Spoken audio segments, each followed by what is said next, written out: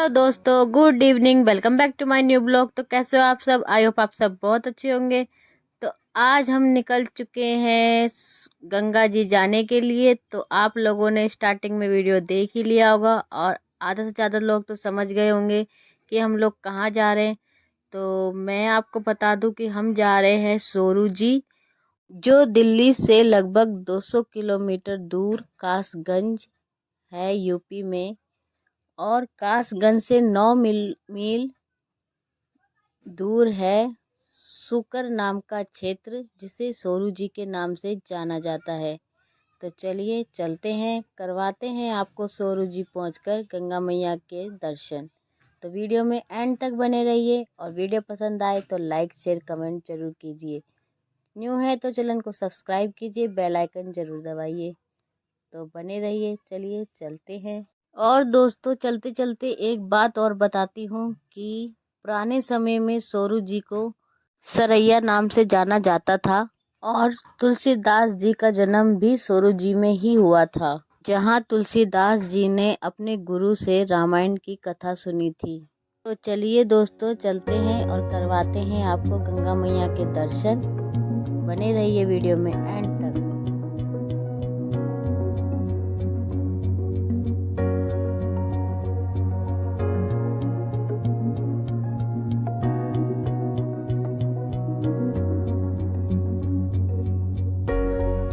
तो देखिए दोस्तों, ये वही गेस्ट हाउस है जहाँ पे हम रात को रुके थे, क्योंकि रात में हम बहुत लेट पहुँचे थे, इसलिए रात का वीडियो मैं आपको ज़्यादा नहीं दिखा पाई। तो चलिए, सुबह की राम राम आप सभी को सोरू जी की गलियों से। तो हम लोग जा रहे हैं पंडित जी के घर।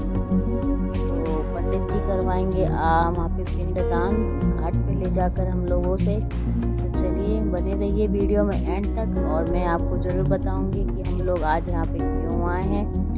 तो देश के अलग अलग जगह से लोग यहाँ पे आते हैं अपने परिजनों को लेके पिंडदान करने के लिए, उनकी अस्थियों को गंगा जी में विसर्जन करने के लिए। तो आज हम लोग भी इसी विषय में यहाँ पे आए हैं। तो चलिए चलते हैं, दिखाते हैं आपको गंगा घाट। और यहाँ पे मैं हूँ, सुबह की शांत गलियाँ हैं, मौसम बहुत अच्छा है, तो मन को बहुत सुकून मिल रहा है यहाँ आकर। एकदम शांत वातावरण है।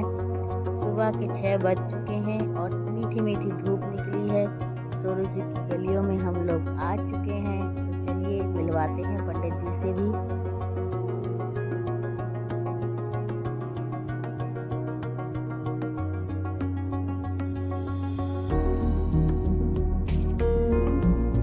तो देखिए दोस्तों, फाइनली हम पंडित जी के रूम पे आ चुके हैं। तो सभी लोगों को मिल चुकी है यहाँ गर्मा गर्म सुबह की चाय। तो बहुत ही मन तृप्त हो गया है चाय पीकर। चाय पीने के बाद हम लोग जाके बैठेंगे पंडित जी के रूम में और सुनेंगे उनकी बातें, क्या कहते हैं, कैसे विधि विधान से काम हमारा करवाएंगे। तो देखिए फाइनली पूरी फैमिली अंदर बैठ चुकी है और मैंने भी चाय पी ली है। चलिए लेके चलती हूँ आपको अंदर और बताती हूँ, सुनाती हूँ पंडित जी क्या कह रहे हैं।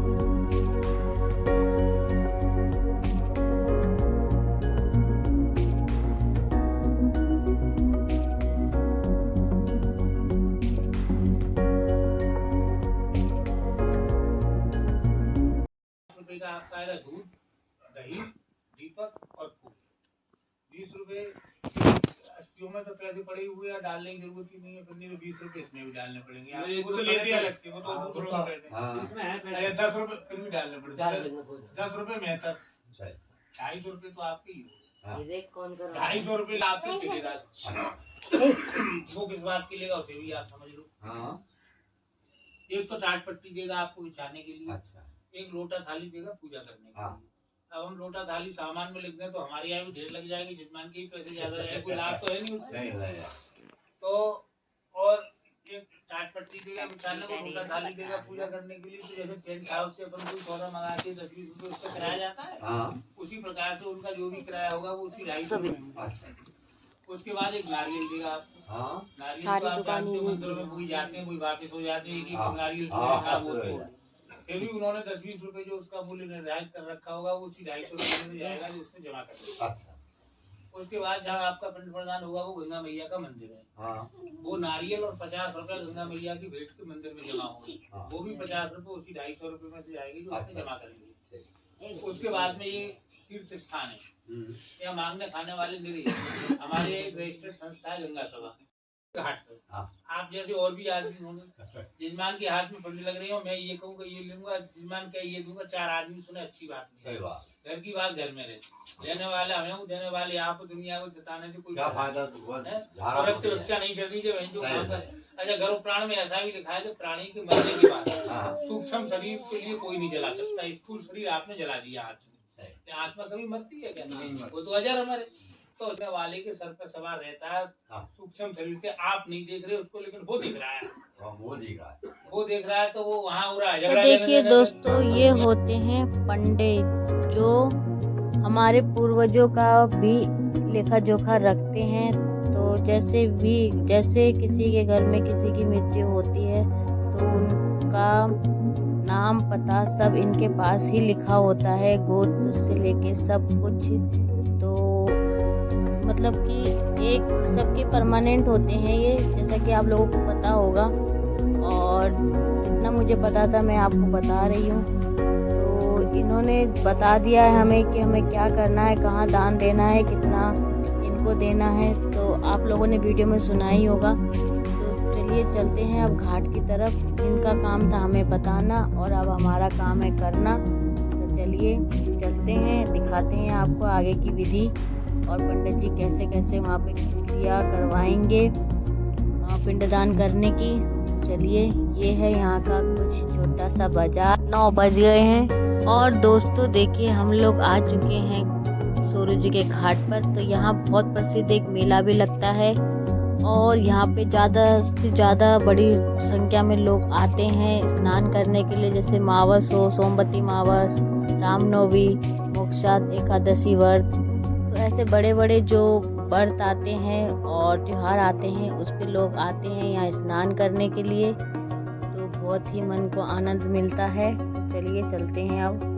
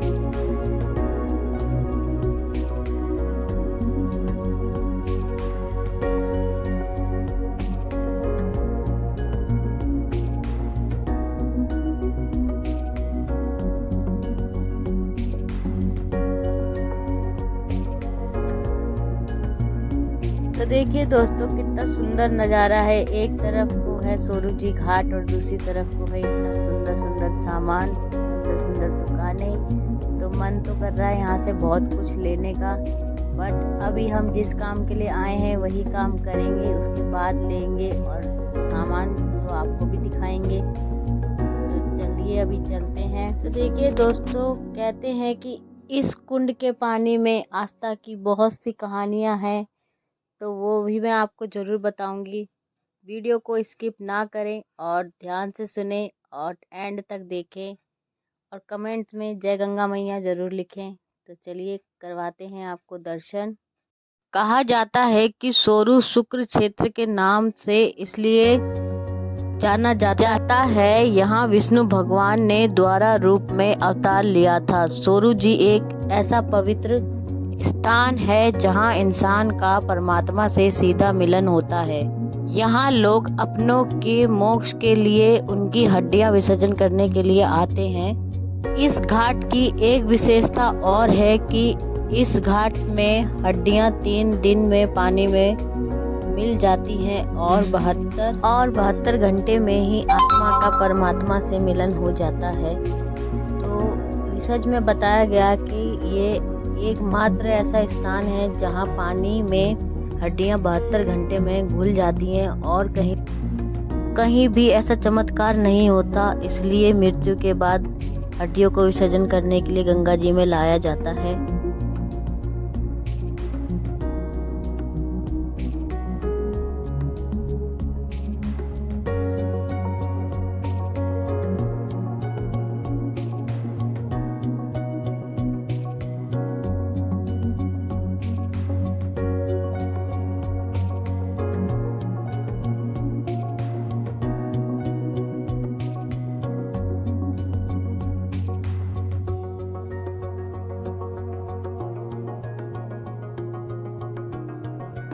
तो देखिए दोस्तों, ये है सौरभ की बूढ़ी गंगा, 300 साल पुरानी वाली, जो अपनी जवानी देखना चाहती है और फिर से वही उमंगे चाहती है। गंगा की लहरों पर पहले वाली कहानी लिखने के लिए मेहनतों के पहाड़ तोड़े जा रहे हैं और नमामि गंगे से होगा गंगा मैया का उद्धार।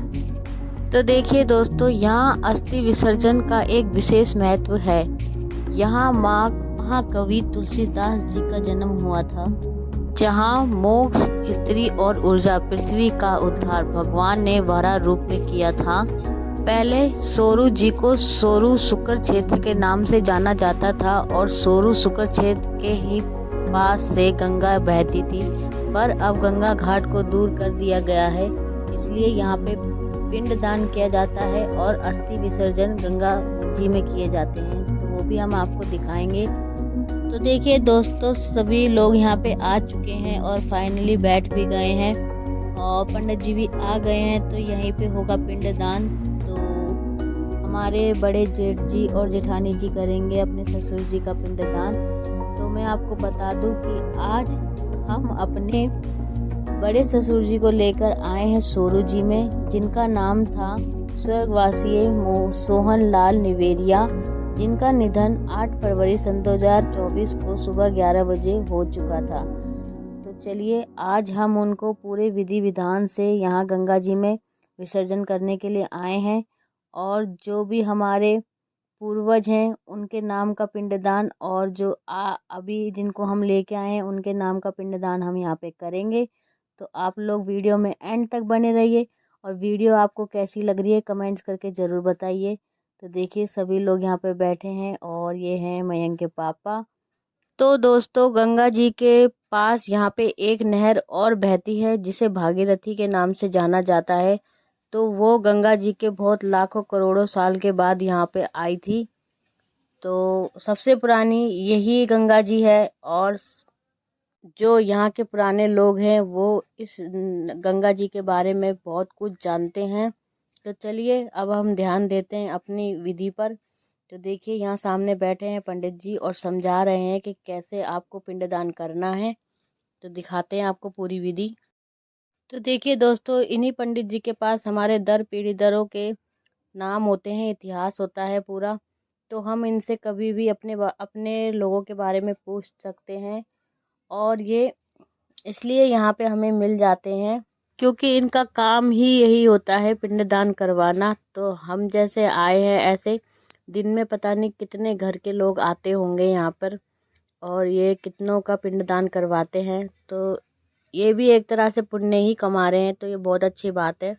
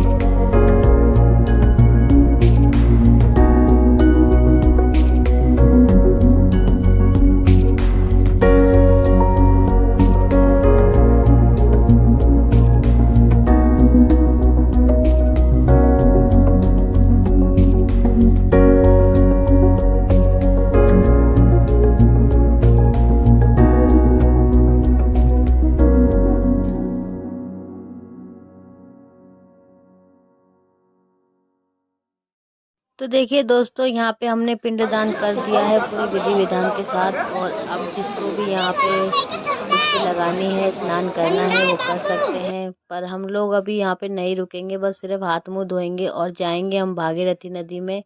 वहीं पे जाके स्नान करेंगे। तो चलिए एक बार और यहाँ का अद्भुत नज़ारा देख लीजिए। बहुत ही सुंदर दृश्य है यहाँ का। तो देखिए बहुत ही मनमोहक है। मन ही नहीं कर रहा था यहाँ से जाने का, बट क्या करे, जाना ही होगा क्योंकि हमको शाम होने से पहले दिल्ली भी पहुँचना है। और इनको देखो, दोनों बाप बेटों को कितना मज़ा आ रहा है, कितना सूर्यदेव को जल देंगे। तो यहाँ पे मैं भी आ गई हूँ हाथ मुंह धोने के लिए। और फिर चलते हैं यहाँ से, दिखाते हैं आपको आगे।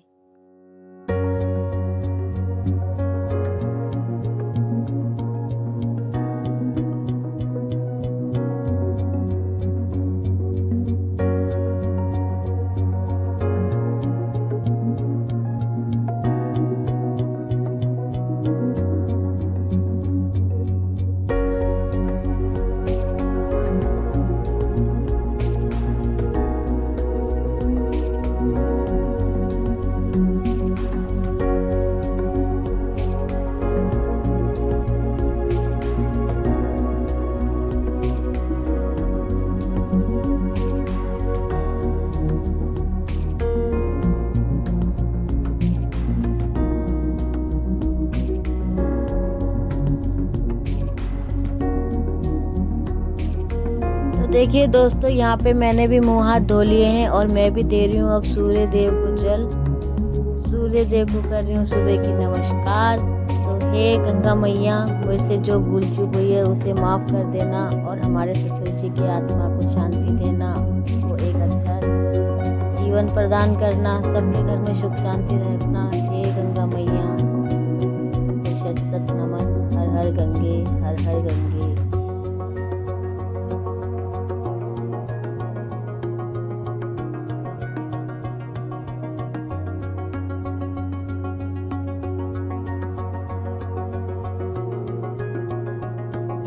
तो देखिए दोस्तों, अपनों को विदा करके, जल में प्रवाहित करके सभी लोग कितनी शांति से बैठे हैं। किसी के ससुर थे, किसी के दादाजी थे, किसी के पापा थे, तो किसी के ताऊजी थे। तो भैया जिसको जाना था वो चले गए। और अब यहाँ पे देखिए हमारे बड़े दूसरे ससुर जी हैं, वो नहा रहे हैं और उनके बेटे उन्हें नहला रहे हैं रगड़ रगड़ के। तो सही है, जहाँ मौका मिले वहीं गंगा स्नान कर लो, मन पावन तो सब पावन। हर हर गंगे। तो चलिए अब लेते हैं सोरू जी से विदा और मिलवाते हैं आपको भागीरथी नदी से। तो रास्ते में अच्छे नज़ारे मिलेंगे देखने के लिए, तो वीडियो में एंड तक बने रहिए और एंजॉय कीजिए घर बैठे बैठे और लाइक कीजिए मेरी इस वीडियो को। तो चलिए अब चलते हैं, हम करेंगे भागीरथी में स्नान।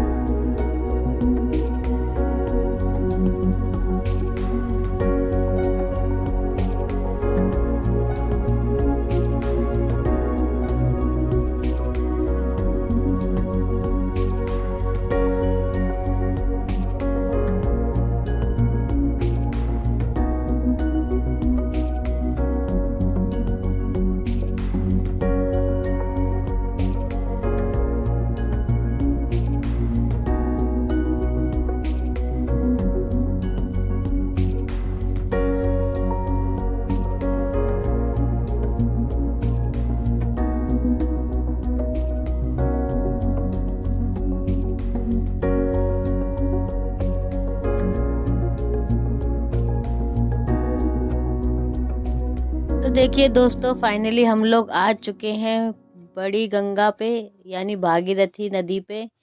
तो ये भागीरथी नदी है जिसको बड़े गंगा घाट के नाम से जाना जाता है। तो पिंडदान हम सोरू जी में करते हैं और बाकी अस्थियां विसर्जन हम यहाँ पे करते हैं, क्योंकि यहाँ है बहता पानी और वो है कुंड। तो वहाँ पे भी कर सकते हैं, बट ज़्यादा यहाँ पे ही करते हैं लोग, और स्नान भी यहीं पे करते हैं। जैसे मैंने आपको बताया कि अमावस्या, नवरात्रे और मतलब कि ग्रहण पड़ने के अगले दिन स्नान किया जाता है, वो सभी लोग यहाँ पे आते हैं और यहाँ पे स्नान करते हैं। हरिद्वार में स्नान करते हैं, बड़े बड़े गंगा घाटों पे स्नान करते हैं। तो देखिए यहाँ पे फाइनली हमने अपने बड़े ससुर जी की अस्थियों को जल में विसर्जन कर दिया है। अब हम सभी लोग यहाँ पे स्नान करेंगे, उसके बाद कुछ खाएंगे पिएंगे और निकलेंगे अपने घर की तरफ। तो आई होप आपको वीडियो पसंद आया होगा आज का, और पसंद आया तो प्लीज़ लाइक करें, इस वीडियो को शेयर करें, ज़्यादा से ज़्यादा कमेंट्स करें और बेल आइकन ज़रूर दबाएं। इससे आपको मेरी वीडियो की अगली नोटिफिकेशन तुरंत मिलेगी। और कैसा लगा आपको गंगा मैया का ये नज़ारा?